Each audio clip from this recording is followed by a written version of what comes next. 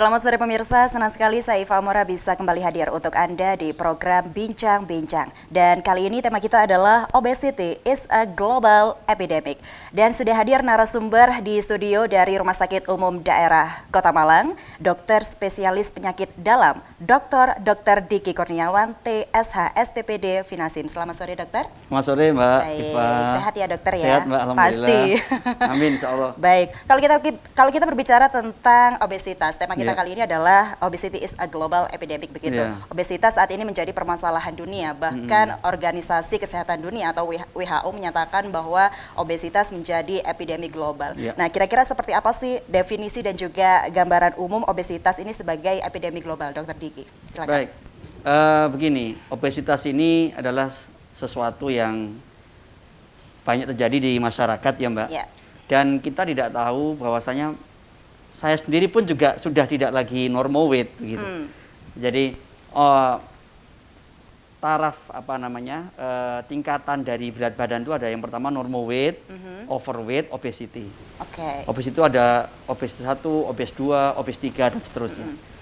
Sampai 3 biasanya pembagiannya. Nah, untuk trennya ya, orang-orang yang mempunyai indeks massa tubuh berlebih itu ternyata trennya dari tahun ke tahun meningkat, Mbak. Dari tahun ke tahun selalu meningkat. Seiring dengan perbaikan ekonomi, kesejahteraan, prosperity, kemakmuran dan seterusnya. Maka angkanya dari tahun ke tahun meningkat. Di Indonesia saja data terakhir itu sekitar tahun 2013 itu sekitar 15, sekian persen. Obesitas berarti ada 1/7 masyarakat Indonesia total itu, baik dewasa maupun anak-anak yang terkena obesitas. Baik, dewasa maupun anak-anak bisa terkena obesitas. Gitu. Jadi sebenarnya ada nggak sih dok tipe-tipe dari obesitas itu sendiri atau kegemukan itu ada tipe-tipenya nggak sih? Tipe-tipenya ada. Obesitas itu yang paling membahayakan adalah obesitas sentral ya. Obesitas sentral itu adalah obesitas yang dimana penumpukan lemak itu ada di sentral. Sentral itu daerah perut. Ya, jadi gambarannya seperti orang laki-laki, ya bayangkan saja orang laki-laki berperut buncit. Bayangkan seperti itu. Itu yang paling sering terjadi di masyarakat begitu ya? Itu namanya obesitas sentral. Kenapa itu menjadi sesuatu yang berbahaya secara global ya? Ternyata angka kejadian semakin meningkat. WHO merilis datanya diperkirakan sudah lebih dari 300 juta orang di seluruh dunia yang kena. Jadi kan sangat tinggi ya. Terus kemudian obesitas sentral itu berhubungan dengan berbagai penyakit. Baik. Timbulnya khususnya penyakit dalam begitu? Iya, tidak hanya penyakit dalam ya, bisa pertama penyakit dalam seperti diabetes, kemudian penyakit jantung koroner, penyakit stroke, kemudian juga mudah terkena kanker. Dan yang kelima yang orang sering lupa, obesitas berhubungan dengan keparahan kena COVID. Wah, nah ini berisiko tinggi ya? Berisiko tinggi. Obesitas, orang-orang yang obesitas dan kena COVID, ini kurang lebih datanya Mbak ya, 85,7% perlu ventilator. Baik. Begitu. Dibandingkan dengan normal weight cuma 45,7%. Jadi kalau Mbak berat badannya, saya kira Mbak ini berat badannya normal weight ya. Normal weight seperti ini, kalaupun harus terkena COVID, kurang dari 50% yang butuh ventilator. Sedangkan kalau obesitas sampai 85,7, mayoritas kena ventilator. Baik. Nah, sebelum kita akan lanjutkan kembali tentang obesitas di masa pandemi seperti ini, resikonya seperti apa? Tadi dijelaskan bahwa obesitas ini bisa berisiko terhadap dewasa maupun anak. Kira-kira faktor penyebabnya apa saja, dokter? Yang pertama adalah faktor genetik tentunya. Jadi ada memang orang yang memang punya turunan atau bakat untuk menjadi obesitas. Tergantung kita. Orang-orang tersebut harus bertanggung jawab terhadap dirinya. Kalau dia tidak bertanggung jawab terhadap dirinya, pertama dengan sedentary lifestyle, gaya hidup yang santai-santai, banyak duduk, pakai remote, naik tangga pakai lift, pakai eskalator, punya bibik di rumah, ada makanan suruh bukakan bibiknya, ke masjid, kemana-mana pakai mobil, pakai motor, nggak pernah lari-lari gitu. Ini sedentary lifestyle, gaya hidup santai. Kurang aktivitas fisik gitu ya? Betul, itu perlu banget. Yang kedua adalah orang itu biasanya yang obesitas itu makanannya sudah mulai kacau. Kacau itu dalam artian seperti apa dokter makannya? Pertama volumenya bertambah. Baik. Nah, ada rasa lapar yang berlebihan. Volumenya bertambah, ingin makan terus. Yang ketiga, yang itu makanannya ya, volume bertambah, kemudian kontennya berubah. Kontennya berubah. Berubah. Menunya berubah. Begitu? Berubah.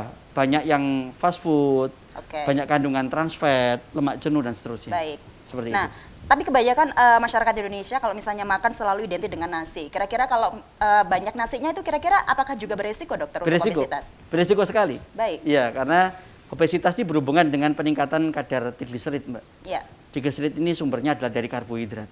baik. Dan nasi. Jadi orang Indonesia ini kebanyakan makanannya yang ini ya, yang belum tertata dengan baik, saya Baik, lihat. makan berat harus nasi begitu. Ya, kalau nggak makan nasi belum makan gitu Ya. ya.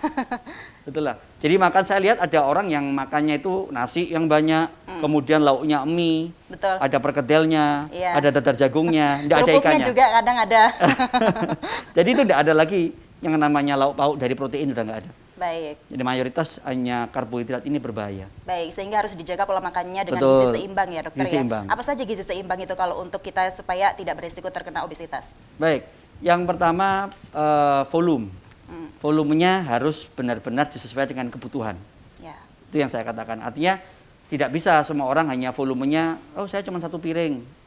Ini sudah kurang ini. Gitu ya. Tapi kalau orangnya kecil ya cukup. ya, Kalau orangnya besar bisa jadi kurang. iya. Itu ada kebutuhan kalori kurang lebih 30 kilokalori Mhm. per hari itu ya, kali berat badan. Nah, itu pertama jumlahnya sesuaikan dengan berat badan dan kebutuhan. Orang yang sakit semakin berat keparahan penyakit, maka kebutuhan kalori juga semakin tinggi. Baik, Orang yang aktivitas fisiknya tinggi, tentara misalnya, infanteri ya, betul. komando mungkin atau petinju, main sepak bola, itu Iya. karbohidratnya juga lebih tinggi, kalorinya juga lebih tinggi. Baik, tentunya untuk pemirsa ini sangat penting sekali ya karena obesitas tidak hanya menyerang orang dewasa namun juga anak-anak. Tapi kalau kita melihat secara anak-anak, apakah obesitas ini juga bisa dilihat dari berat badan anak sejak lahir?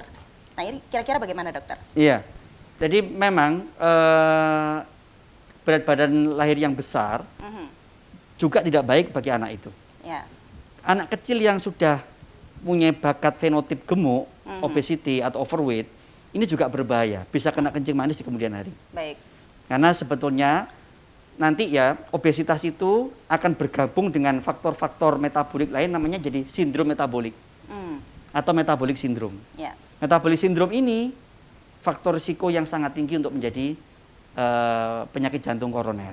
baik. Itu artinya harus hati-hati ya. Namun banyak sekali persepsi di masyarakat yang ketika anak lahir misalkan berat badan sekian gitu, wah ini pasti sehat nih nanti. Nah ini gimana persepsi seperti itu dokter? Iya, bisa jadi sehat, bisa jadi tidak.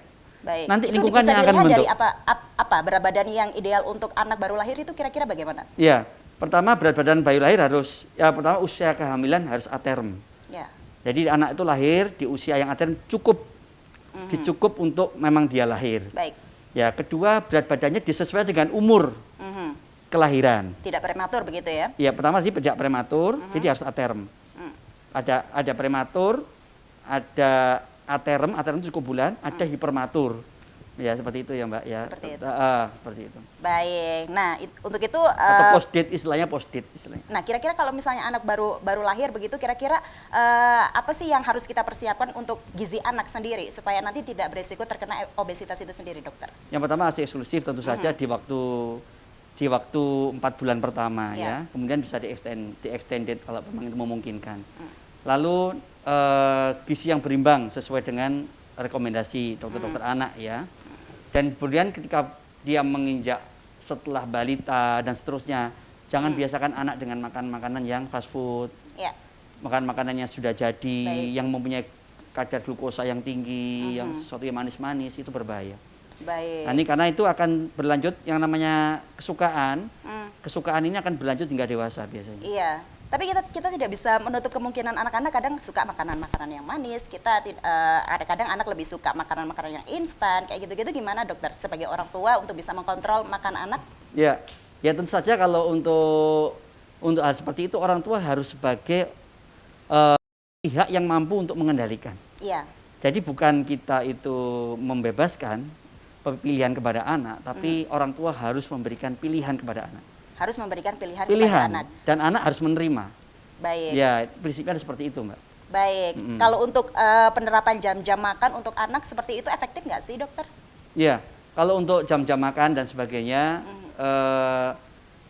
tentu saja yang on time, ya. Memang kalau untuk menghindari keluhan di pencernaan, Mhm. jam makan harus tepat. Ya. Seperti itu ya. Kemudian porsi makan tepat. Komposisi makanan juga harus tepat seperti itu. Baik, seperti Ya, itu. Nah, ya. itu terkait resiko dan juga apa saja yang bisa kita lakukan supaya anak tidak beresiko terkena obesitas pemirsa. Ya. Dan nanti juga kita akan membahas kembali karena masih banyak masyarakat yang menganggap bahwa obesitas dikenal dengan tanda kemakmuran. Nah, kita akan bahas di segmen selanjutnya. Jangan kemana-mana, tetaplah bersama kami di Bincang-Bincang.